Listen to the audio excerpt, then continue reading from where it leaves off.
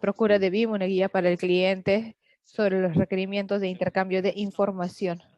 Vamos a iniciar esta sesión y vamos básicamente a entrar en profundidad con los documentos que serían los requerimientos de intercambio de información. En la pantalla, yo sé que hay mucho texto, pero básicamente esto es una referencia para los varios elementos que vamos a discutir el día de hoy. Como estamos hablando sobre un documento que ya existe, que ya ha sido entregado a los contratistas como parte del proceso de licitación, nosotros le hemos entregado a ustedes varios nombres de sección para entender de qué trata cada elemento. Ahora, nosotros no vamos a cubrirlo todo el día de hoy, pero sí vamos a cubrir algunas áreas claves del EIR, los requerimientos de intercambio de información. Entonces, el día de hoy, por parte de UKDT, estoy yo, Andy Kerbel. Yo estoy en Arup, Londres, parte del equipo digital, y soy especialista en BIM. Yo he trabajado ya hace muchos años en otros proyectos como Crossrail y HS2 en el Reino Unido, y también he trabajado en Singapur, Canadá. También he trabajado en GISE. También quería presentar a mi colega Tristan. Buenos días con todos. Yo soy Tristan. Yo soy líder de BIM para uno de los grupos de la oficina de Arup en Londres. Y simplemente él es el especialista de BIM para lo que es el sector salud. Yo soy el líder de BIM para el equipo digital que trabaja a lo largo de todos los sectores y que también trabaja con otras herramientas como la herramienta de Revizio, que muchos ya deben conocer. Bien. En términos sobre lo que es los requerimientos de información de los empleados, ¿de dónde sale esto? Esto se origina de un conjunto de estándares o normas internacionales que han sido lanzados recientemente. El proceso es una norma británica que ya existió desde hace algunos años junto con la comunidad internacional, y esto ha sido fusionado con otras normas, y también se sabe que el estándar definitivo es el ISO 19650. Y bueno, yo les alentaría a que los buscaran. Entonces, básicamente tenemos lo que es la introducción de la parte 2 a lo que es gestión de información. Luego, la parte 3 es gestión de activos. Y estos son complementados por otros estándares que son la parte 4, que se relaciona al COVID que vamos a hablar, y hay otras partes también. Otros elementos clave son los sistemas de clasificación que vamos a ver el día de hoy, la clase 2015, las nuevas directrices de medición y también los forums de BIM. Lo que es LOD significa nivel de detalle. En estos documentos describimos el proceso y los roles y responsabilidades con mayor detalle. Y también resalta cuál es el BEP, que es el plan de ejecución del BIM. Entonces vamos a entrar en detalle para hablar predominantemente sobre el EIR y también del BEP. Disculpen tantos nombres, los nombres cortos, pero obviamente estos van a cambiar un poco en español, ¿no? Entonces empezaremos con los requerimientos de intercambio de información. Realmente este es un documento muy importante. Este es el documento del cliente y vamos a explicar de dónde sale, pero básicamente da esta especificación a la cadena de suministro sobre cuáles son sus requerimientos como cliente y que tiene que ser entregados en la etapa de entrega. Esto puede ser a cualquier etapa. Los EIR depende de cuándo ustedes contraten el proceso. El EIR puede reflejar los requerimientos para cierta etapa o puede cubrir todas las etapas. Este documento se encuentra en Aconex y ustedes lo pueden ver también el código del documento en Aconex. Para poner esto en contexto, no sé si ustedes han hecho los cursos anteriores que fueron presentados por nuestros colegas del college del CBB. Muchos de estos ya se encuentran ahí y ya están en el sistema. Y acá es para describir dónde se encuentra el EIR. Y básicamente, ¿qué es lo que tiene que hacer la organización? ¿Qué es lo que tiene que hacer? Si es el sector salud, tiene que ver con operar un hospital. Y eso es aparte de lo que son requerimientos de información. Es decir, ¿qué es lo que necesita la organización para mantener el hospital, ¿no? Para funcionar y mantener estos requerimientos. Estos están escritos en lo que nosotros llamamos los requerimientos de información de activos. Es la información que necesitan para tomar decisiones sobre cómo mantener los activos que tienen. Obviamente no todos los proyectos son iguales, así que luego esto se traduce o se filtra en lo que son requerimientos de información del proyecto, porque no todos los proyectos entregan lo mismo. Algunos solamente entregan parte de un edificio o un servicio y por eso se vuelve un filtro.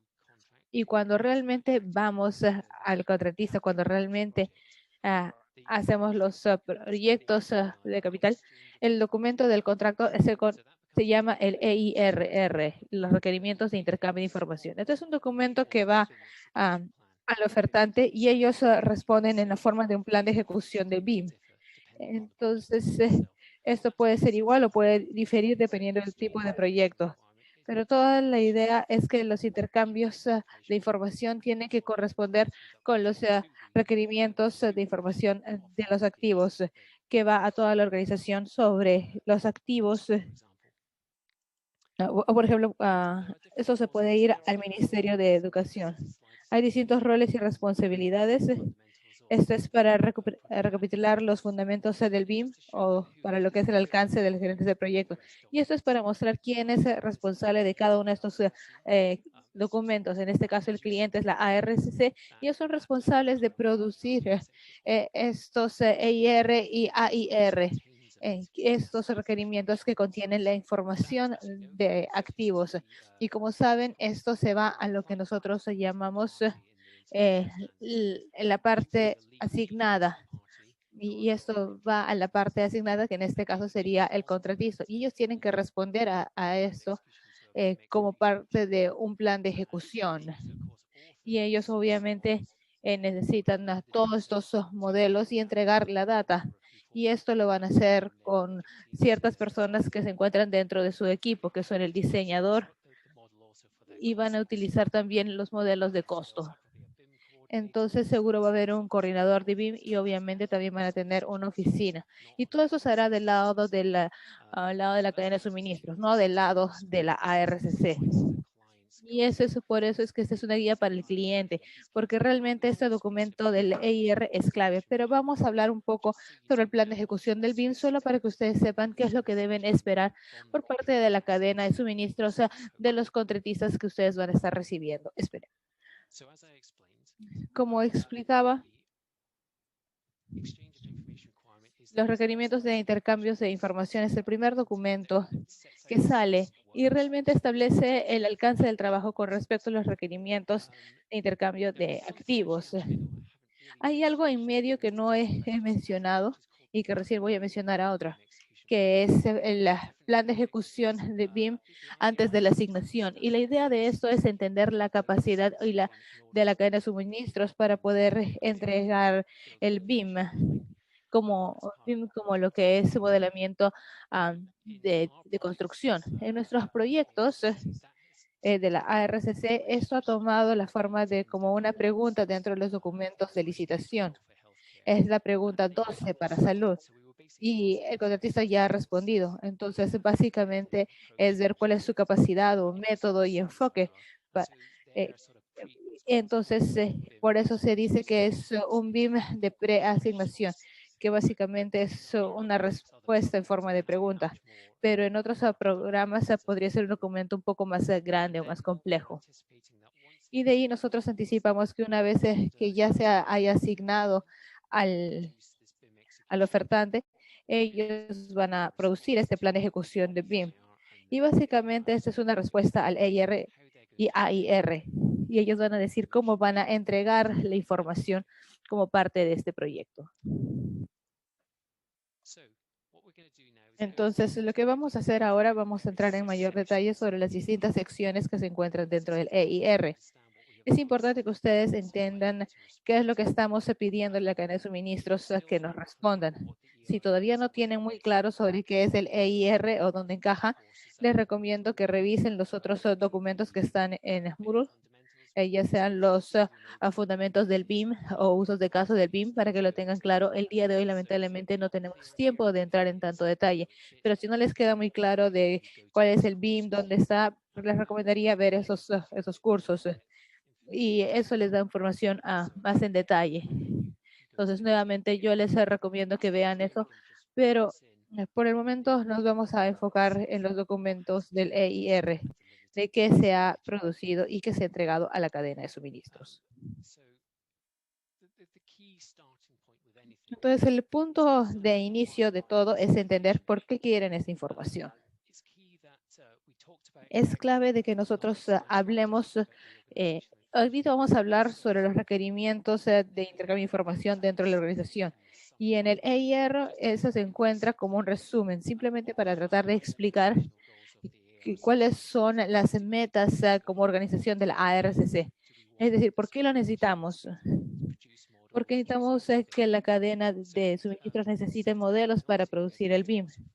Y nosotros también estamos tratando de seguir los estándares internacionales, pero también es para asegurarnos de que tengamos la información que se requiere. Y el objetivo de esto, esos son los objetivos son un poco más específicos, es como nosotros realmente queremos que se alcance esto de mayor detalle. Y básicamente en el plan de ejecución del BIM queremos que se confirme esto y eso nos ayude a asegurarnos de que ustedes entiendan. Entonces, la primera parte de los documentos del EIR es establecer estos metas y objetivos desde la perspectiva de gestión de información y modelamiento. Entonces, ahora, para que ustedes entiendan un poquito más de esto, el verdadero propósito de la información, el motivo por el cual queremos la información es para ayudar a la cadena de suministros a entender. Entonces, el motivo por el cual entendimos esto se ven explicados en esta sección de la EIR. Algunos de los ejemplos es que tal vez necesitemos la información para tener la viabilidad de un proyecto. Esto podría ser por costos o cómo se ve un activo, un edificio. Tal vez queremos información de planificación. Es posible que ustedes requieran la visualización de su edificio para que las autoridades de planificación puedan entender cuál sería el impacto en las comunidades locales. También es para entender qué es lo que se requiere por parte de ustedes en cada etapa del proyecto. Tal vez en etapas habría que ver si realmente es posible. En otras etapas si es posible, si se puede construir. Y si el diseño realmente funciona. Entonces es construir algo virtualmente antes de construirlo en la forma real. Y esto es para mantener el costo porque si estamos haciendo cambios en el modelo, estamos haciendo cambios in situ. Por favor, sus micrófonos en mudo, gracias. Y también tenemos un rol que es asegurar el diseño. Entonces, cuando empezamos a recibir los modelos, hay que asegurarnos de que el diseño cumpla con lo que se espera y que también corresponda a lo que se necesita. Por ejemplo, que lo mecánico eléctrico haga una correspondencia con lo eléctrico y también el costo. El modelo se puede ayudar para el costo, porque una vez que lo desglosamos en los distintos objetos que conforman la construcción, podemos aplicar un costo para cada objeto. Entonces, al modelarlo, podemos tener un costo general de todo el activo. Y este costo puede ayudar a determinar si todo está dentro del presupuesto, si es lo que esperábamos o va a ser más costoso de lo que esperábamos. Y tal vez tengamos que retirar algunos de los requerimientos. Tal vez tengamos que eliminar todo un ala del hospital porque no coincide con el presupuesto. Entonces, el costo de estas cosas a veces se puede volver aparente a medida que se va modelando. Y ese es otro de los propósitos de la información que vamos recibiendo. Otro proceso muy importante es la información de gestión de instalaciones. Y esta información va al dueño del hospital cuando termina el proyecto, cuando se hace el convencimiento. No solamente son los planos eh, o los manuales de usuario o las bombas, es todo el modelo y la información que se va a utilizar para registrarlos.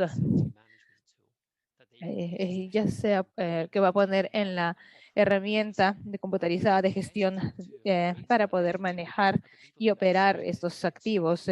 Y las empresas que entregan esa data son las personas que lo han diseñado y lo han construido.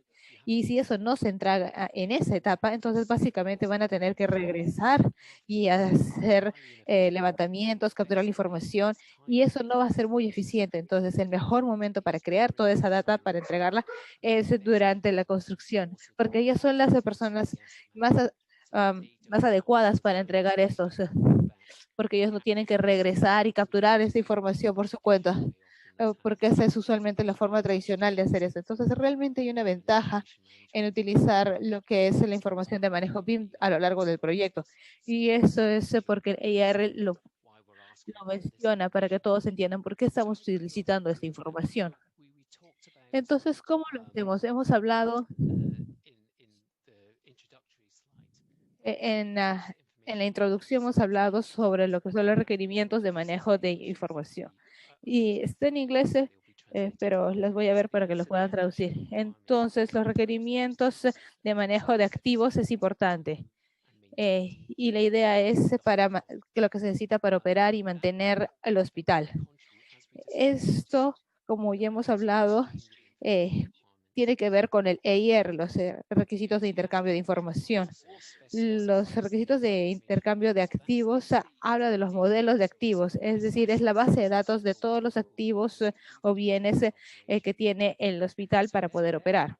Por lo tanto, el EIR, que es un subconjunto del AIR, especifica qué tiene que ver el modelo de información del proyecto. Una vez que el proyecto ya ha generado su modelo, va a actualizar el modelo de activos del hospital.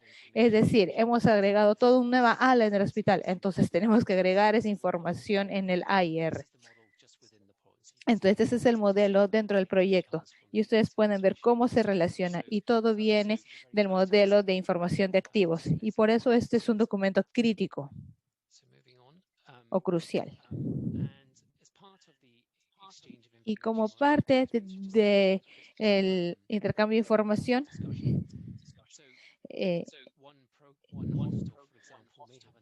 por ejemplo, un hospital puede tener distintos proyectos que están ocurriendo al mismo tiempo y todos tienen que funcionar juntos. Entonces, básicamente es la combinación de los modelos de construcción y las distintas disciplinas y los distintos proyectos y cómo se juntan todos y actualizan el activo.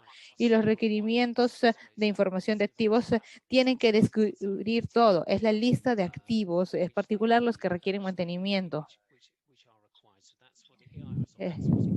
Entonces, por eso es que el AIR es parte del EIR. Y cuando se entrega esto, hay algo que se llama el COBI, que es el intercambio de información dice las operaciones de construcción de la edificación o COBI. Y eso funciona para intercambiar toda la información que hemos solicitado acá. Y el UniClass es la clasificación que hemos utilizado para todos los objetos que estamos entregando. Cada uno de esos tiene que tener un código. Y el código es muy importante. Esa es la clase, el tipo de objeto. Cada uno va a tener un código. Por ejemplo, la columna va a tener un código y el motivo de esto es porque después quieran aplicar tal vez información de costos a eso. Y por lo tanto, ese código es importante para el tipo de activos. Y así ustedes pueden hacer su lista de cantidades cuando ustedes quieran ordenar partes. Todos van a estar justos. Entonces, el Uniclass es su sistema de clasificación. Hay otros también en formato 1 o también Uniclass, pero para este proyecto hemos utilizado que va a ser el Uniclass 2015. Y hay herramientas para ayudar que la cadena de suministros pueda alinear bien todos los códigos. Y como ejemplo, este es un ejemplo del NHS. del Reino Unido, ellos tienen sus requerimientos de información de activos. Básicamente es una lista de todos los activos. Es un poco difícil de leer, pero dice cuál es el tipo de activo, el fabricante, número de modelo, etcétera, número de serie. Es toda la información que uno necesita para mantener y operar los activos. Es decir, necesitas un repuesto para un activo o un bien en el edificio. Entonces necesitas saber el número de serie para tener la pieza correcta. Y la estructura de activos también es parte de esto. Y nosotros también tenemos que ver dónde se encuentra dentro del edificio, en qué zona, en qué sala, en qué habitación. Y esto les da un ejemplo de cómo pueden estructurar la información de activos. Entonces, no solamente es una tabla plana, realmente es una base de datos relacionada. Y acá tenemos los atributos de cada objeto, se encuentran descritos acá. Y de eso trata lo que es los requerimientos de información de activos. Básicamente es una lista de activos que se va a entregar a los dueños para que puedan darle mantenimiento a todos los activos. Y nosotros esperamos recibir todo eso y esperamos recibir la data en dicho formato por parte de la cadena de suministros. Porque, como dije antes, ellos son los mejores para poder entregarnos esa información. Y para poder ayudarlos, ahorita estamos trabajando para definir un sistema de clasificación. Este todavía no es el final, pero estamos llegando a eso. Pero esto nos va a permitir tener un código único para cada uno de los objetos y esto va a empezar con los códigos institucionales que se necesitan para hospitales. Este es uno. Este sería el BWS, lo que es la estructura de desglose de trabajos. Y de ahí el hospital va a tener su propio desglose, cada hospital va a tener diferentes alas, diferentes niveles y diferentes números de habitaciones. Entonces, esto nos va a dar la ubicación de los códigos y este es el Uniclass, este es el identificador único para ese tipo específico de bien y su número, porque podrían haber 3 o 4 en la misma sala, por ejemplo. Entonces, esto nos da el código. Si ustedes quieren el código institucional de su hospital, entonces también hay otro. También lo pueden obtener a través de Atlas, porque el sistema de GISA también tiene este código UniPress. Pero el proyecto en sí tiene que generar estas instrucciones de códigos. Entonces, es como un teléfono, ¿no? Tienes un número único para cada activo que se tiene. Y obviamente el otro factor es que a veces, como bien saben, los hospitales ya existen y solamente hay que remodelar el hospital. Y por lo tanto existe la obligación por parte del cliente de entregar en la información existente de lo que ya existe. Y eso ayuda a la cadena de suministros. Y esta es una parte del EIR. Esta es información del legado sobre la información de activos existentes. Es una descripción de qué es lo que nosotros les vamos a entregar a ustedes para que ustedes puedan realizar su trabajo. Y podría ser un escaneo como esto, podría ser una lista de activos que ya existen, podría ser un modelo que se ha hecho antes o simplemente un conjunto de planos. Y como les dije, estos son los requerimientos de información. La información puede ser de ambos lados. A veces hay información del cliente a la cadena de suministros para que ellos hagan su trabajo. Y eso se describe en esa sección. Puede estar en blanco, puede no ser nada, pero esa es una sección del documento que permite hacer esto. Entonces, ¿cómo es que nosotros esperamos que los contratistas respondan a esto? Ahora le voy a ceder la palabra a mi colega Tristan, que va a hablar sobre el plan de ejecución el plan de ejecución de BIM. Básicamente es como todas las cosas que nosotros hemos hablado. Vamos a hablar del EIR y qué tipo de respuesta esperamos por parte de la cadena de suministros. Entonces, la idea es juntar todos estos y mi colega Tristan va a hablar ahora sobre esto. Hola a todos, yo soy Tristan y yo los voy a hablar sobre el plan de ejecución de BIM. Entonces, como dijo Andy, el plan de ejecución de BIM es una respuesta a los requerimientos de intercambio de información. El plan de ejecución de BIM detalla el método de cómo es que se van a cumplir con los requerimientos de información.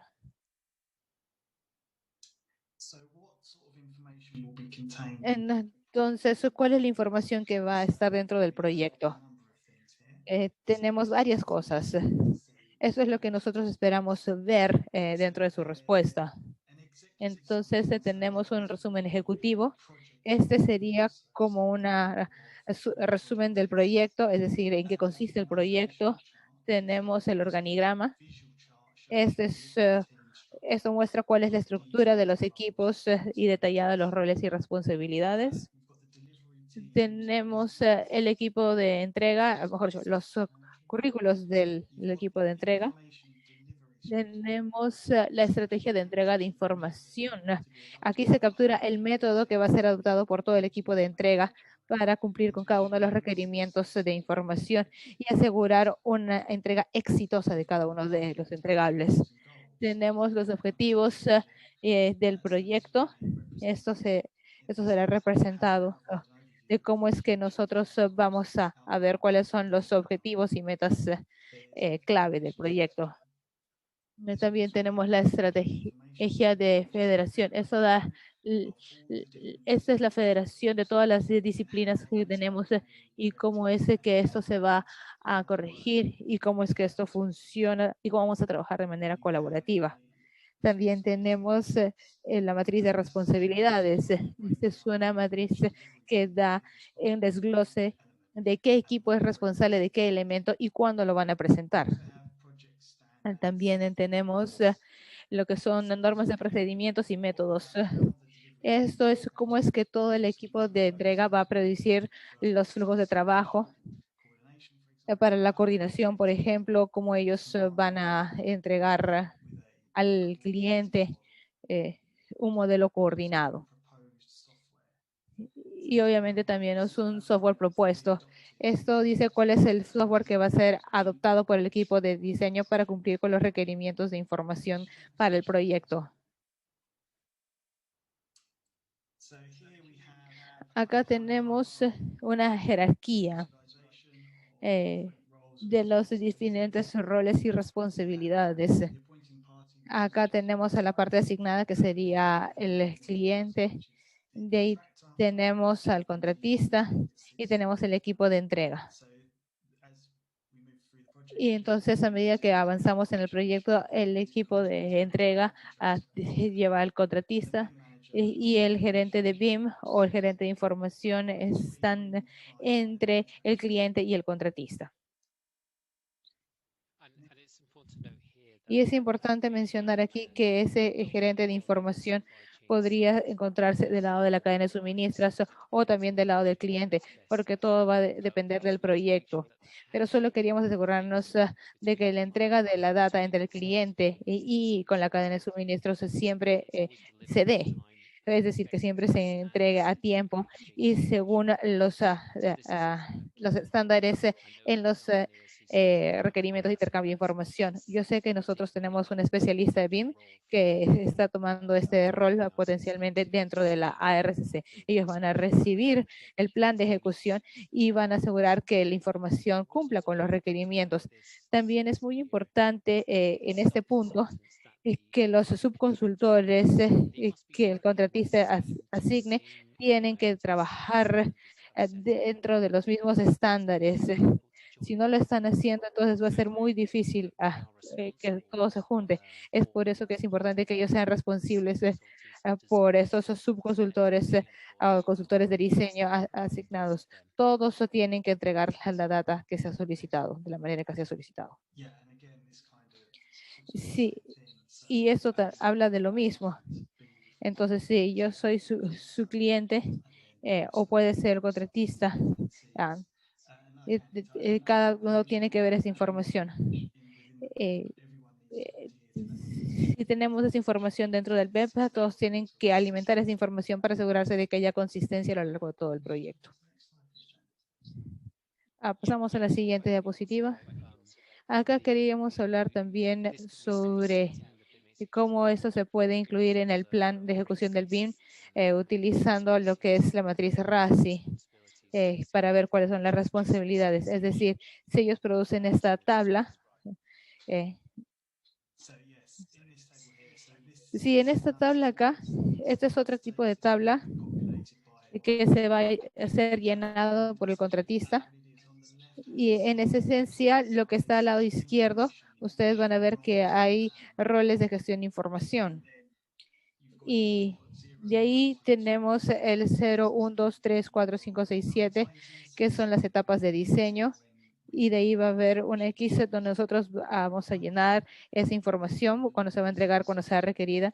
Y el consultor, el líder, a medida que van avanzando,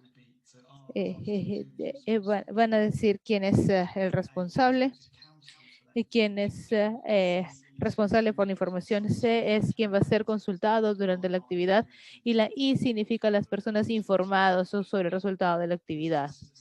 Esto es muy importante. Es un documento que dice quién es responsable de cada uno de estos roles.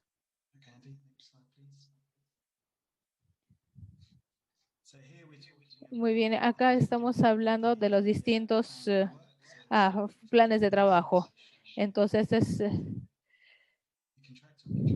aquí el contratista va a estar entregando diferentes conjuntos de información a distintas etapas del proyecto.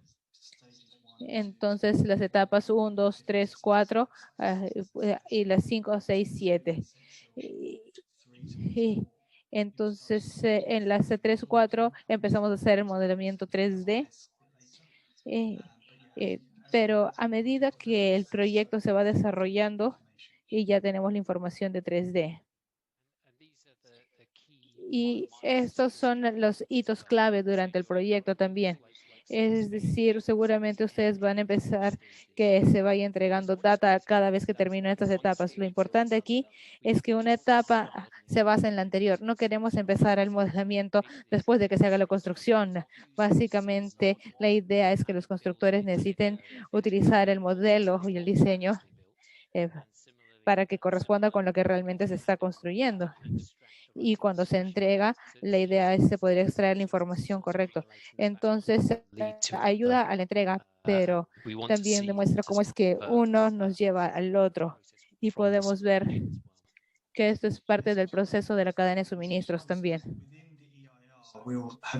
Y también dentro del EIR, nosotros queremos establecer qué información se va a esperar en cada una de las etapas. Muy bien, Andy, la siguiente diapositiva. Entonces, eso es lo que nosotros llamamos el MIRIP. Entonces, la información de la estrategia del contratista tiene lo que se llaman el plan de tareas de entrega de información y el plan maestro de entrega de información. Entonces, el plan de tareas de entrega viene del trabajo de la cadena de suministros y luego todo se va a combinar para conformar el MIRIP, que es el Plan Maestro de Entrega de Información. Entonces, ahora voy a entrar en detalle con las secciones porque esta es una buena forma de entender cuál es la información que van a estar recibiendo y cuándo la van a estar recibiendo. Entonces, veamos los campos. Si están pasando de grupo, por ejemplo, este es el tipo de información que ustedes van a estar recibiendo.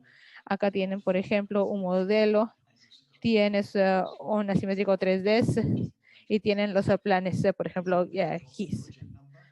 De ahí tienen el número del proyecto, el número de proyectos a los que se refiere esto. De ahí tenemos el originador, es decir, quién es responsable por esta información, quién creó esta información. De ahí tenemos el volumen y el área. Esto podría ser la zona de construcción o algún área. De ahí tenemos el nivel.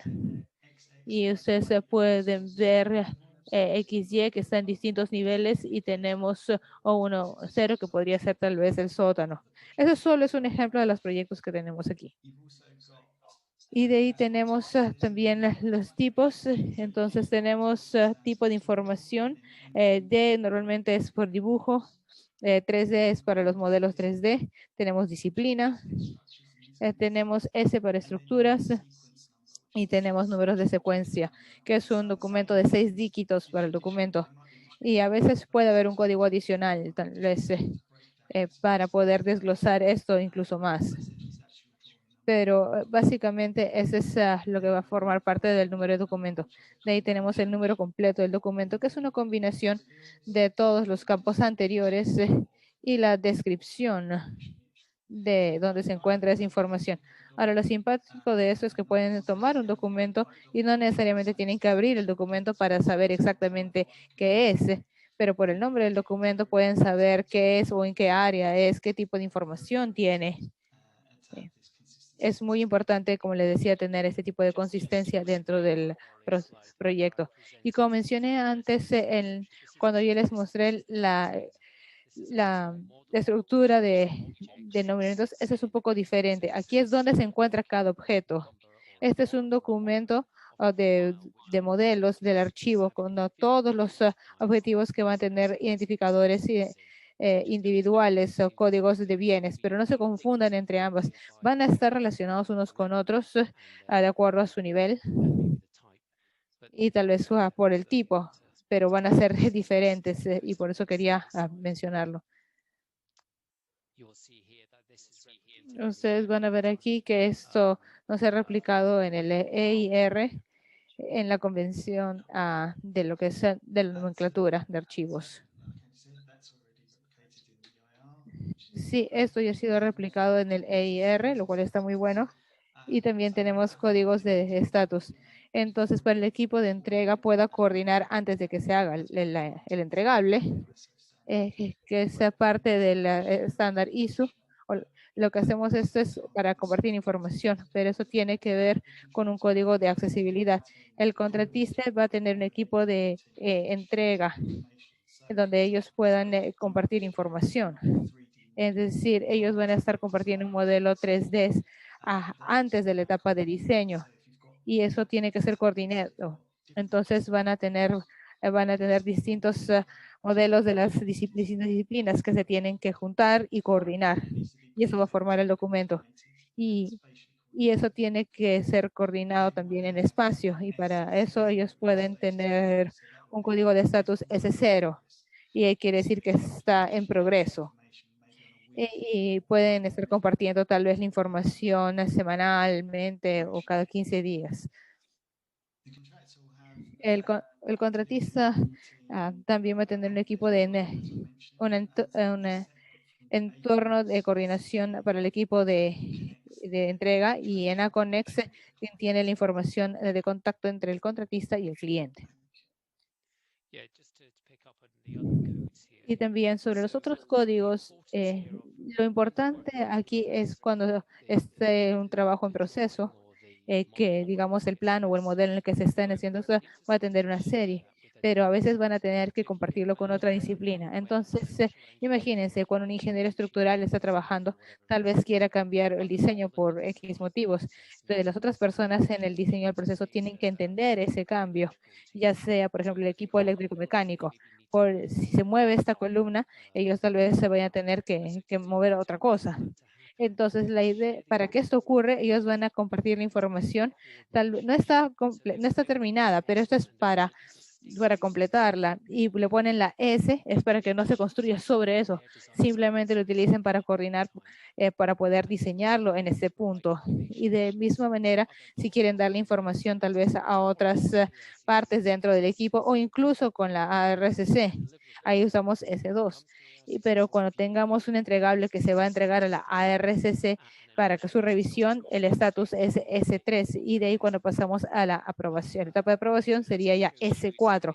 Y entonces básicamente es una forma de alentar a que se intercambie información entre los proyectos, porque esto usualmente ocurre al final. Y para poder alentar el intercambio de información, hay que asegurarnos de que haya coordinación, evitamos que hayan choques y tener un mejor diseño. Y esa es la idea de todo esto. Aquí es donde ahorramos costos considerando el enfoque BIM. Gracias. Y también en la nomenclatura de archivos. Ahora pensemos al modelo federado. ¿Y a qué nos referimos con estrategia de federación? Nosotros desglosamos el modelo en cada disciplina. Como pueden ver acá, tenemos el modelo estructural, el modelo arquitectónico, el modelo eléctrico, el modelo mecánico y tal vez otras subdisciplinas.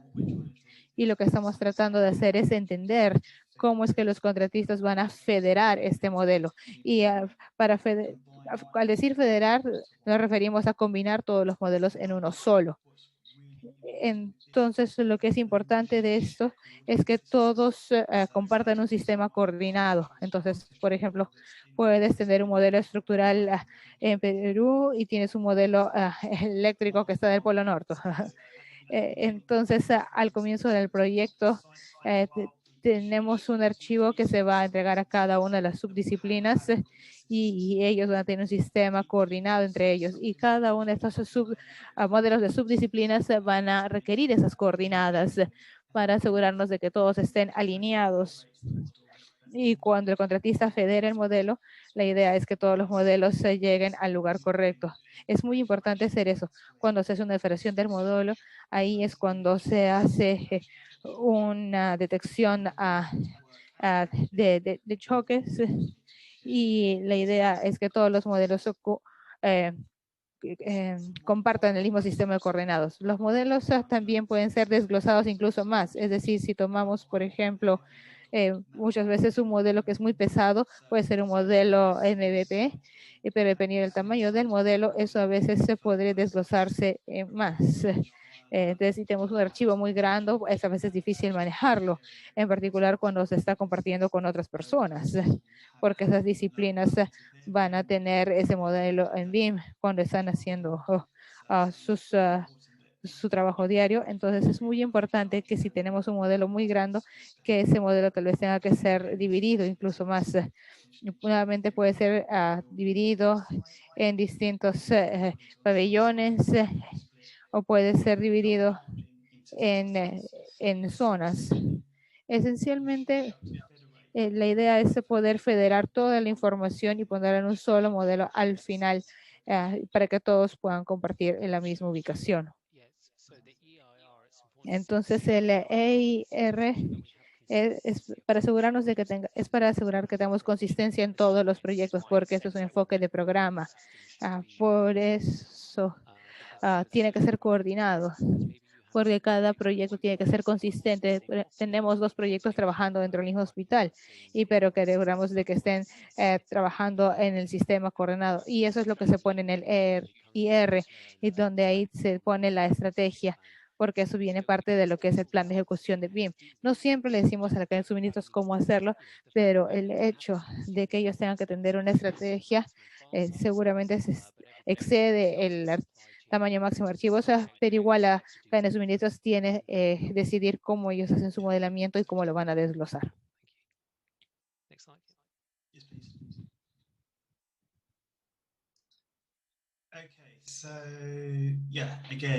Muy bien, nuevamente, en la respuesta estamos hablando de muchas cosas bastante buenas. De qué tipo de software va a utilizar el contratista para producir la información que nosotros estamos solicitando para los requerimientos de intercambio de información, qué tipos de flujos de trabajo vayan a utilizar, lo que es coordinación espacial y cómo es que se va a desglosar. Esto es de lo que hemos estado hablando. Estos son los modelos divididos y cómo se ve esta división de modelos. Entonces vamos a pasar vamos a hablar de los ejemplos que he mostrado acá. Entonces tenemos Revit, que me imagino que ustedes ya han estado escuchando. También tenemos Teclaver, que es para los paquetes de diseño, donde ustedes pueden crear información del modelamiento, información de activos también. Tenemos coordinación. Hay diferentes paquetes que están haciendo coordinación espacial. Tenemos Navis y tenemos Solibri, donde tenemos el intercambio de información.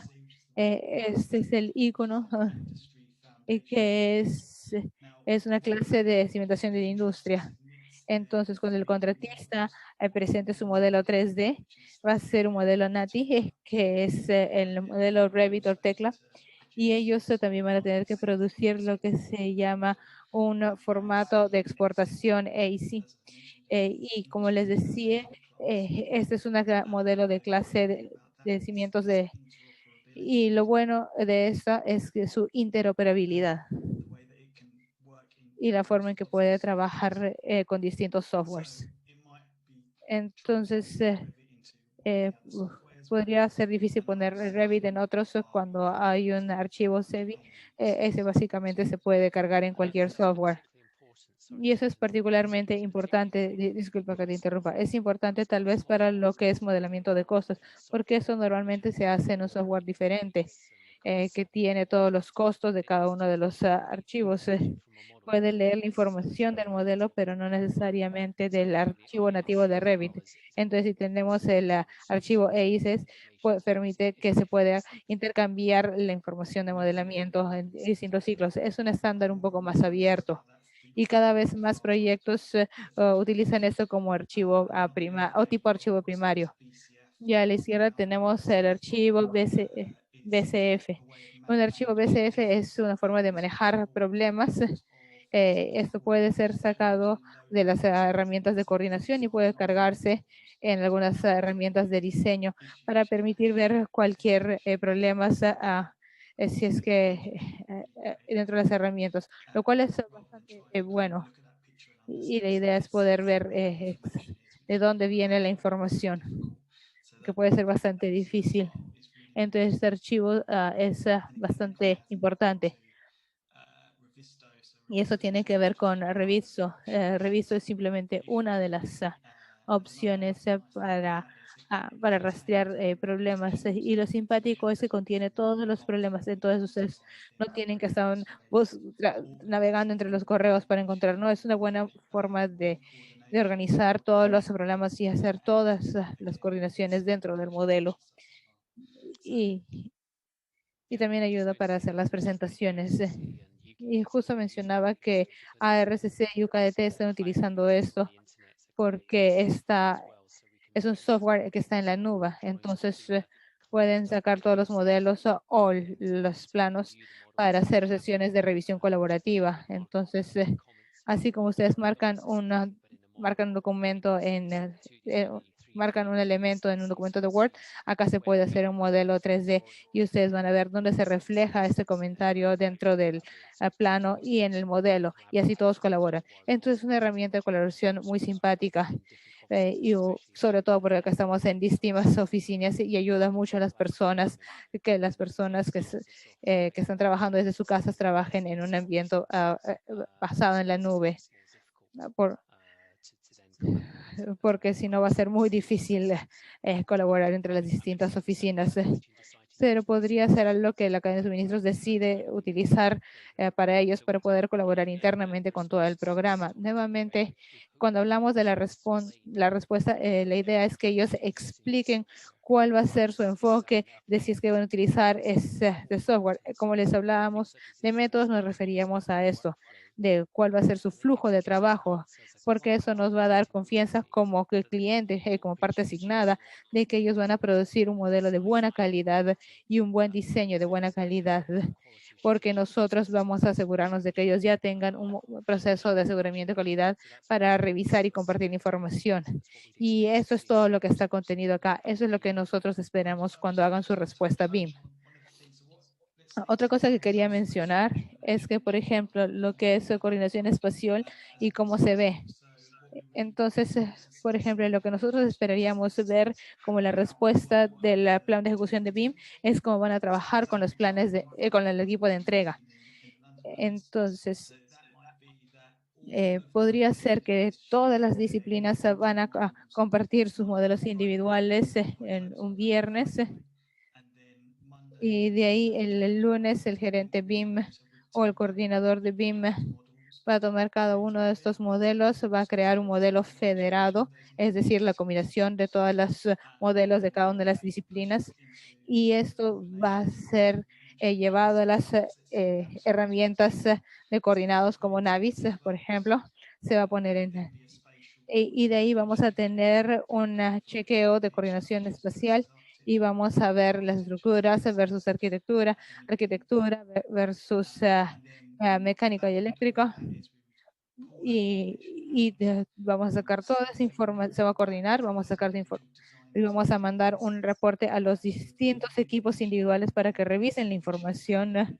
Y digamos que para el martes ya tendríamos una reunión para ver si hay problemas con el BIM, para ver los informes, para entender cómo se soluciona cada uno de los problemas si es que hubiese.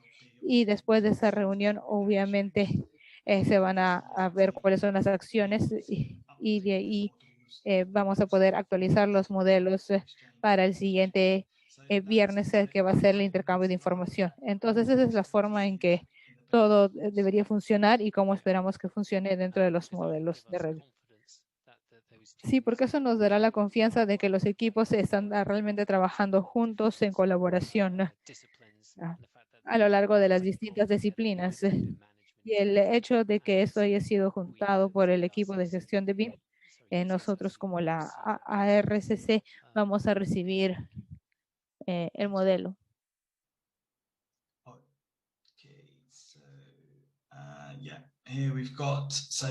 Muy bien.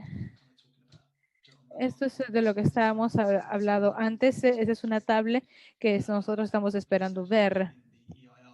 Básicamente está en el EIR, pero queremos ver esta respuesta en el plan de ejecución de BIM. Esto resalta qué software se va a utilizar para crearle los requerimientos de información. Entonces tenemos los modelos 3D. Los modelos 3D se van a crear en Revit y tenemos que saber la versión, que es muy importante realmente, porque desafortunadamente con la producción no podemos a veces regresar. Entonces, todo el equipo de entrega tiene que trabajar en la misma versión. Eso sí es muy importante. No podemos retroceder la versión. Entonces, se tienen que decir cuál va a ser la versión que van a utilizar y de ahí cuando se ven la clase de archivo, eso va a ser un formato requerido. Entonces podemos ver hasta abajo cuáles son los modelos de CAD, modelos GIS, planes de costo y todo lo que esperamos ver y cuáles son los archivos. Si el contratista desea utilizar algo diferente, tiene que hablar con el cliente y luego tendríamos que tomar una decisión si estaríamos contentos que se produzca la información utilizando otro formato que no sea estos. Okay, so now we're getting on to the level Muy of bien, ahora estamos entrando a lo que es los niveles de información que se requieren. Muy bien, hablamos de los niveles de necesidad de información y eso se refiere a los elementos del modelo dentro del modelo 3D. Entonces, la idea es que nosotros no sobrediseñamos a distintas etapas del proyecto, porque sabemos que hay distintos niveles de detalle a distintas etapas del proyecto. Y esa es la tabla que se encuentra abajo. Ahí pueden ver las etapas de LOD, nivel de detalle de 100. Tenemos arriba etapa 3. Entonces, ahora veamos qué significa cada una de estas cosas. Como ustedes pueden ver en el centro, nosotros tenemos el nivel de detalle 100, que es un modelo que representa todo gráficamente. Estamos hablando de la columna, simplemente es un volumen espacial de donde se encuentra la columna. A medida que avanzamos a lo largo del proyecto, el LO2 200 y también el 300 empezamos a ver la columna a medida que vamos avanzando, cada vez hay más y más detalle.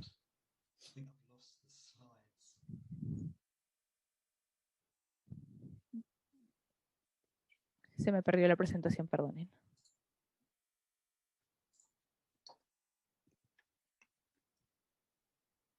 You share your screen.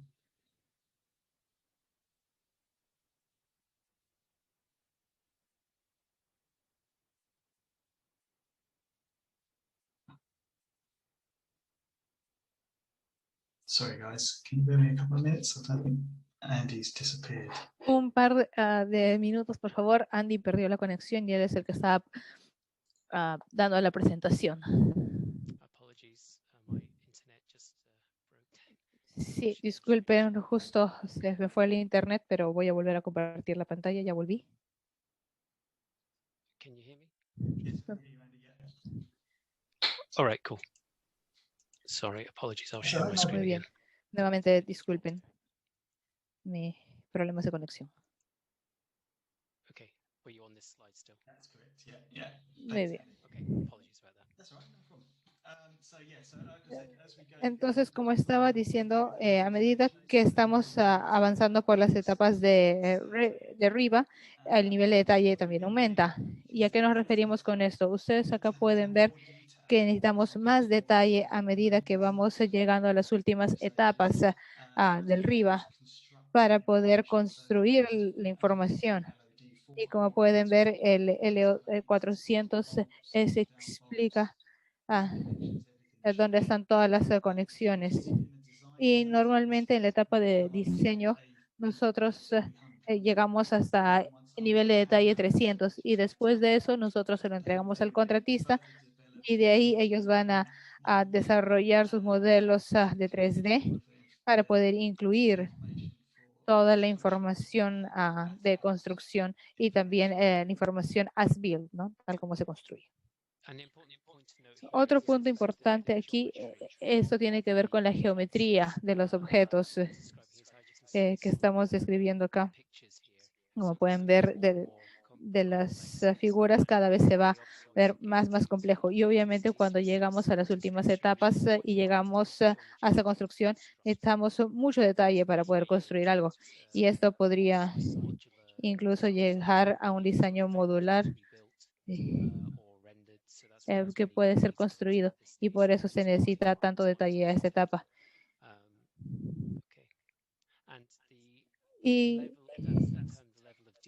Y ese es el nivel de detalle. El nivel de información que está acá también es la información, los atributos que van con cada uno de estos objetos. Entonces hay dos niveles. Tenemos el lado geométrico que está acá, pero también tenemos el lado de información. Eso es para tener más información sobre un objeto. Por ejemplo, llegamos a la construcción y de ahí podemos tener números de serie que obviamente van a ser bastante beneficiosos para la entrega de nuevas construcciones, porque todos están como es parte de la información. Y esto está parcialmente dentro del EIR, pero también el documento del Fórum BIM también es un ejemplo estándar donde se describe el tipo de información de cada etapa que se va a requerir. Pero también podría ser establecido dentro del EIR. Sí, y como dijo Andy, a medida que los modelos se desarrollan, vamos a tener más información de activos incluida. En particular, en salud, seguramente va a haber buena cantidad de información de activos que se va a incluir. Ahora hablemos de la estrategia. Entonces, la estrategia la matriz de responsabilidad detallada es un entregable clave y es parte del BEP. Esto detalla quién diseña qué se va a necesitar y hasta qué nivel de detalle. También establece cuál es la información de activos y la información de clasificación que se requiere. Entonces tenemos acá los entregables al lado izquierdo. Tenemos la clasificación, el código Uniclass, como mencionó Andy.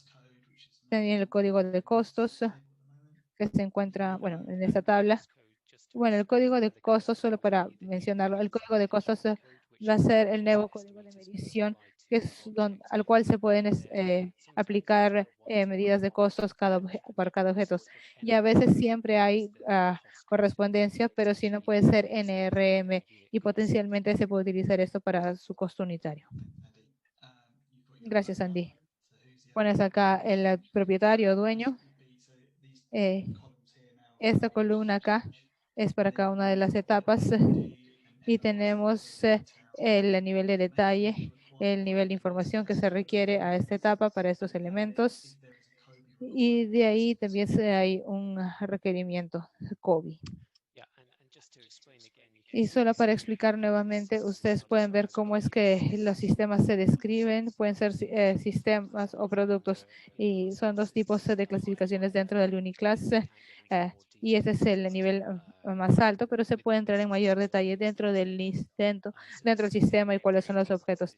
Entonces, esta matriz de responsabilidades puede llegar a ser bastante detallada, pero eso es realmente lo que nosotros esperamos ver como uno de los elementos claves del plan de ejecución de BIM, para poder entender en mayor detalle de lo In que the EIR, está we basically just said for presentado this. dentro del EIR, porque en el EIR básicamente eh, en el EIR hemos establecido que a este nivel nosotros esperamos que la mayoría de cosas estén a nivel de 100.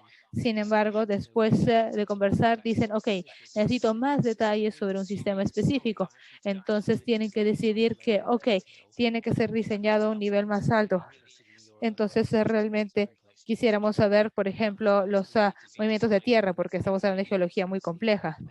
Y eso va a ser absolutamente fundamental para saber si el proyecto va a funcionar o no. Entonces, tal vez pueden decidir desde un comienzo del proyecto que va a necesitar un mayor nivel de detalle del diseño, y eso se va a tener que reflejar dentro de esta matriz de responsabilidad. No es necesario que todos sean a 100, a 200 o 300. Todo puede variar dependiendo del tipo de activo que se necesite, y para eso está esta parte.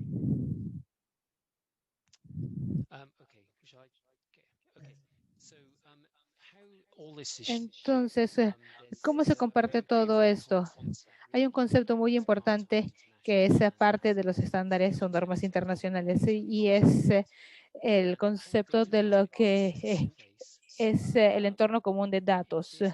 Y en este programa está alojado por la cadena de suministros, y ahí es donde ellos comparten todos sus modelos y toda su información con los distintos códigos activos según la convención de nomenclatura de archivos que se ha decidido para todas las personas que están trabajando en ese proyecto. Es decir, pueden entrar entre los arquitectos, ingenieros de diseño, y el contratista obviamente también lo va a recibir. Entonces, es un lugar centralizado. Ahí normalmente hay diferentes equipos dentro de la 3S. Es un ejemplo a nivel de proyecto. Está en el equivalente, puede estar en las otras plataformas, y la idea es que ahí es donde se comparte toda esta información. Pero cuando todo regresa a la ARCC, nosotros esperamos que los entregables lleguen vía Aconex. Se puede decir que Aconex es el área para compartir para que el cliente comparte. Ahí tienen que ir todos los entregables. Todo se va a Aconex, todo. Entonces, en algunos proyectos, en algunas partes del mundo, tal vez el cliente ponga todo en un solo lugar, pero en la mayoría de los casos es esta situación donde hay un área separada donde el cliente publica algunos documentos, y ahí es donde ustedes van a recoger sus entregables y van a poder van a poder hacer el aseguramiento técnico. Entonces, en el EIR, ahí es donde esperamos recibirlo, y esperamos que la cadena de suministros tenga esta plataforma común. Nosotros no les podemos decir cuál tiene que ser. Como les decía, podría ser vía Aconex para nosotros a la ARCC, pero ellos pueden utilizar lo que ellos desean. Pero lo que es el entorno común de datos simplemente puede ser una estructura de folders o de carpetas a lo largo de los proyectos, pero igual sigue siendo un área centralizada. Y la forma en que esto funciona, nuevamente, como mencioné, según los estándares o las normas internacionales del ISO 19650, es que es un proceso para trabajar, compartir, publicar y archivar. Como mencionamos en los códigos, este es un área donde la data común, donde tal vez una disciplina esté trabajando, pero solamente es para que la lea y escriba esa disciplina. La idea es pero una vez que pasa a un área compartido, este es un área para coordinación. Cuando está en un área compartida, eso se vuelve para solo lectura, para que no puedan cambiar nada. Entonces, es muy importante que el modelo arquitectónico no sea cambiado por el ingeniero estructural, porque ellos son responsables de esto, pero igual van a tener que coordinarlo. Entonces, el área de coordinación y tal vez tengan algún número de versión, y también va a tener que seguir un protocolo de nomenclatura. Entonces, por el nombre del archivo, ellos sabrán de qué disciplina es y por parte de quién viene. Una vez que ha ocurrido toda la coordinación ocurre, entonces ahí es donde se vuelve un conjunto de datos publicado, porque se tiene que guardar como un conjunto de áreas.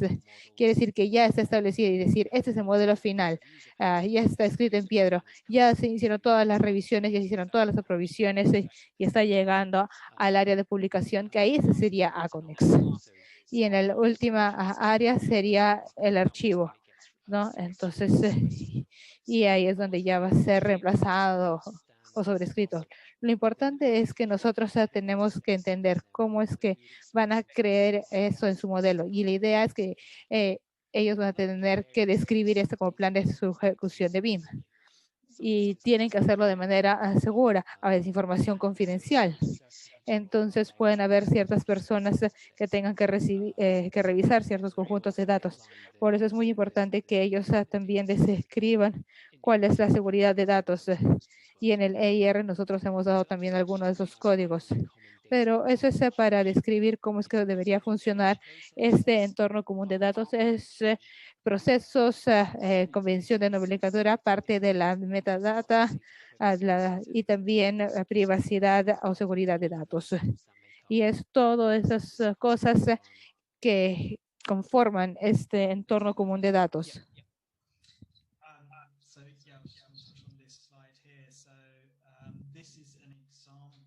Entonces, este es un ejemplo de la frecuencia de intercambio de información. Este es un ejemplo de una tabla a modelo de intercambio de información que hemos utilizado en Londres, y esencialmente esto es para etapa 3 y habla de qué disciplina va a hacer qué información en qué fecha.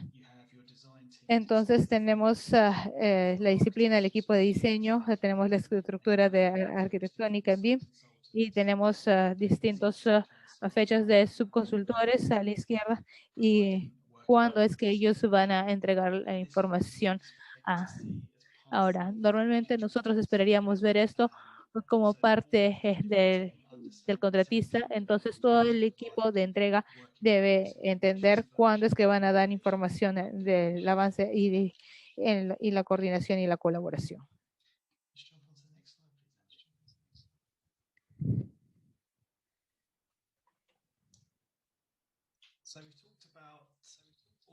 Entonces, hablamos de todo el tipo de metadata que se encuentra en el modelo, pero también hay otra información que podemos entregar en un entorno 3D. Entonces, la imagen de abajo es un modelo 3D que muestra los totales de riesgos. Esto nos va a dar información de salud y seguridad junto con lo que es una tabla de salud y seguridad y manejo de riesgos. Entonces, el contratista tiene que informarles a ustedes de cualquier potencial riesgo o potencial. Y eso lo tiene que poner en su modelo BIM. Eso es lo que dice el EIR. El ofertante tiene que describir cómo es que se va a manejar la salud y seguridad utilizando estas herramientas de manejo de información. Como les dije, hay herramientas disponibles donde uno puede poner la información del entorno 3D. Y esto les da una vista general de dónde están los riesgos sin tener que estar viendo uno por uno cada uno de estos planos. Y también a veces esto podría ser utilizado durante la construcción. Entonces seguramente han escuchado por ejemplo, en los deportes a veces dice que uno visualiza el partido antes. Es lo mismo cuando el equipo de construcción va al campo. Ellos pueden utilizar modelos para ver cualquier potencial riesgo de seguridad. Entonces, antes de salir a campo, básicamente ellos pueden revisar el modelo y tal vez enlazarlo con sus programas y ver qué cosas están saliendo. Tal vez si hay un riesgo por grúas o según lo que está ocurriendo en el día. Entonces, acá pueden ver cuáles son los puntos de seguridad y son muy útiles para que la fuerza de trabajo pueda visualizar los riesgos potenciales para el programa de trabajo o para ese día de trabajo en particular. Y la idea es poder ayudar a comunicar el riesgo y, por lo tanto, tener mucho cuidado en ciertas partes del proceso de construcción. Y todo esto puede ser contenido dentro del modelo para que se pueda ver en los modelos a 3D. Y eso realmente los ayuda a poder trabajar eso sin necesidad de estar en campo. Y eso es una forma de reducir accidentes. Okay. Thanks, Andy. So just wanted to talk about obviously training and mobilization. So a mobilization plan will help ensure that everything is in place and working correctly before project. Entonces hablamos sobre el plan de movilización. Me imagino que ustedes ya los tienen y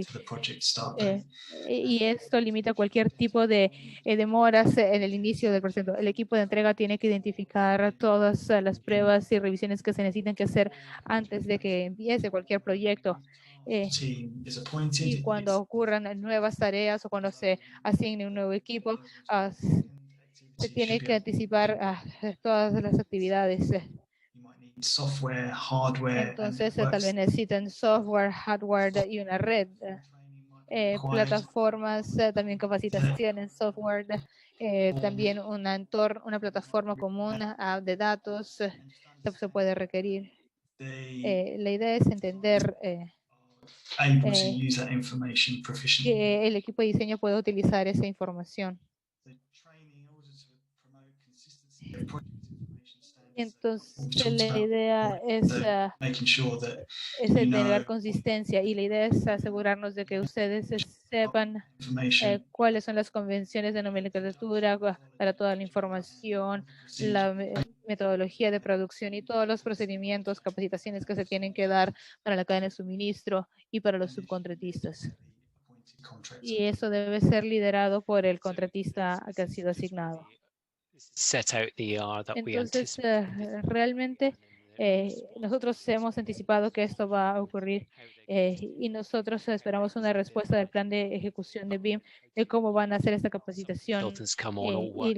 Espero que ustedes y sus consultores puedan trabajar de la misma manera.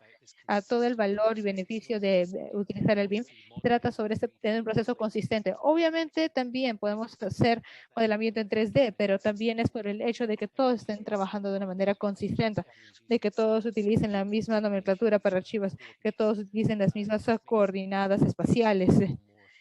Básicamente hace que las cosas sean mucho más eficientes en un proyecto. Y como mencionamos antes, también las hacen más seguras para las personas que están trabajando dentro de un proyecto.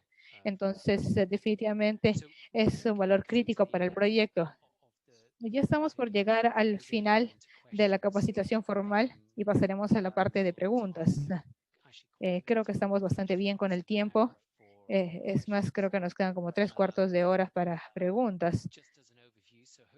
Entonces, quisiera, bueno, espero que para entonces ustedes ya tengan que los requerimientos de intercambio de información es un documento crítico que establece cómo si queremos que funcione la cadena de suministros, cómo nos entrega la información y según qué normas o estándares y bajo qué nivel de detalle para cada etapa y cuándo.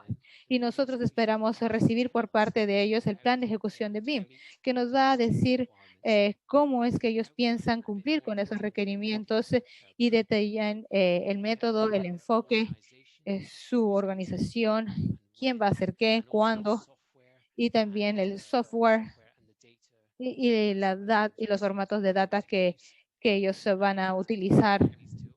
Y al final, al momento de la entrega, todo debe cumplir con los requerimientos de información de activos para asegurarnos que el dueño eventual de la información tenga toda la información que se requiera para operar y darle mantenimiento a todos esos activos.